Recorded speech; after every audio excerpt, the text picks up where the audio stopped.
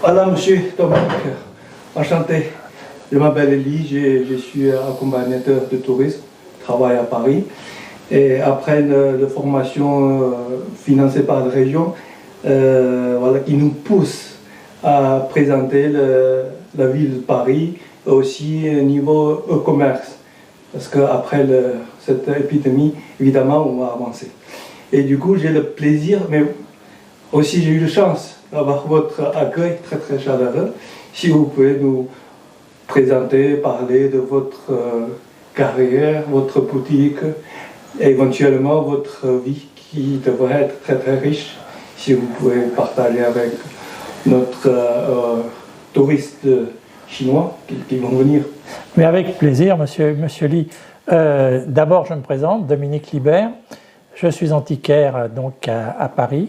J'ai 72 ans et j'ai commencé ma carrière très tôt dans la banque. J'ai fait des études donc bancaires et j'ai été le plus jeune directeur d'agence bancaire en France et j'ai été le plus jeune cadre bancaire en France. D'accord. Voilà, et j'ai adoré ce métier, mais en 1980, j'ai trouvé que ça ne correspondait plus à ma passion, parce que ma passion, c'est l'Antiquité. D'accord. C'est l'objet d'art. Ouais. Et donc la banque était trop dure pour moi, trop austère. Oh, mais qui est bien payé, on pense. Parce que... Oui, c'est pour ça que je crois être un peu fou, parce que j'ai quitté la banque, j'avais 34 ans.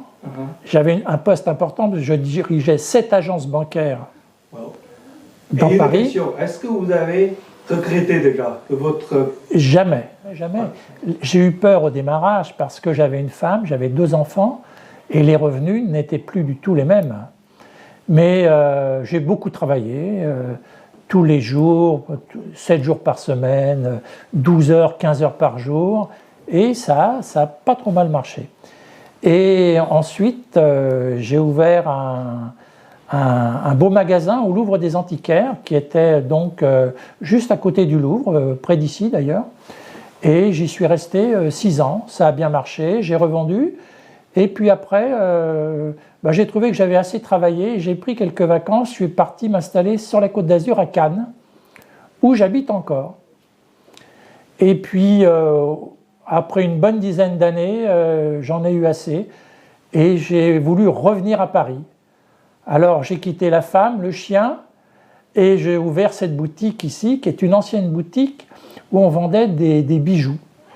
Des bijoux d'ailleurs d'une firme hongkongaise du groupe de François Pinault qui s'appelait Qeelin, qui existe toujours, qui est basée à Hong Kong et qui a des succursales en Chine. Partout, je crois. Partout, oui, oui. Et donc c'était leur siège social ici, ils sont partis place Vendôme. Évidemment, c'est beaucoup plus grand et plus luxueux, effectivement.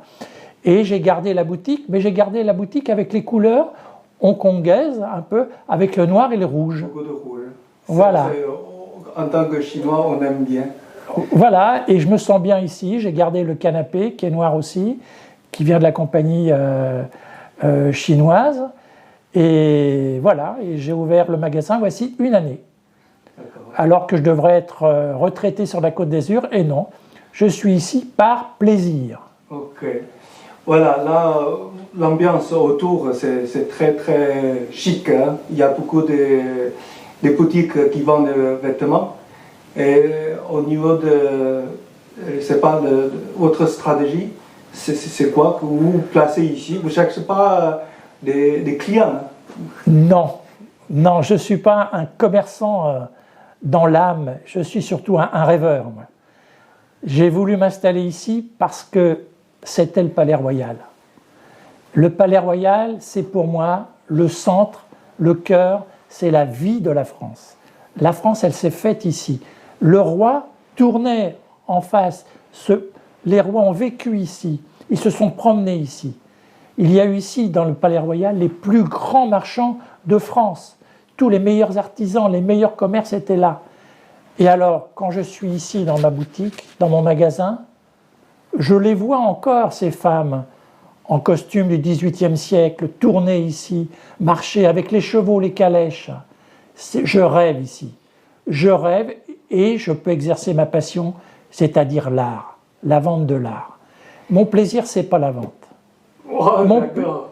Là où on aimerait bien partager votre passion, puisqu'on est là, si vous pouvez nous présenter quelques objets précieux, votre préféré, comme ça on peut en profiter. Oui, je vais vous présenter, mais c'est les objets que j'achète, c'est des objets que j'aime, c'est des objets que j'ai gardés chez moi, avec lesquels j'ai vécu. Vous voyez ce tableau par exemple, au-dessus de moi, j'ai vécu 20 ans avec. Donc après, je peux les vendre, je peux en parler parce que je marche au feeling. Il faut que j'aime l'objet, il faut que je sente l'objet. Et j'ai aussi un besoin tactile, il faut que je les touche. Et il faut que lorsque je touche l'objet, j'ai des bonnes ondes, que ça me vienne, autrement je ne l'achète pas.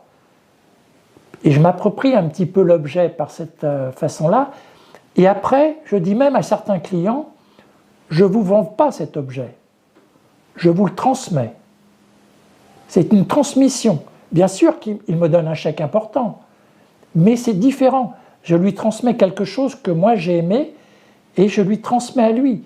Et si des fois le client ne me plaît pas, je ne lui vends pas.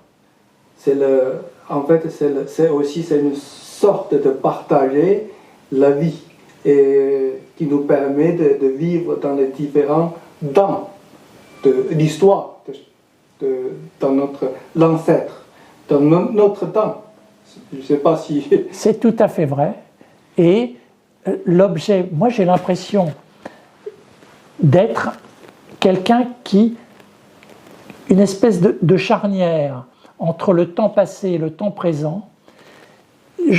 Quand je vends un objet, d'abord, les personnes connaissent un petit peu l'objet, elles ne sont pas incultes, et je redonne une histoire, une vie à l'objet.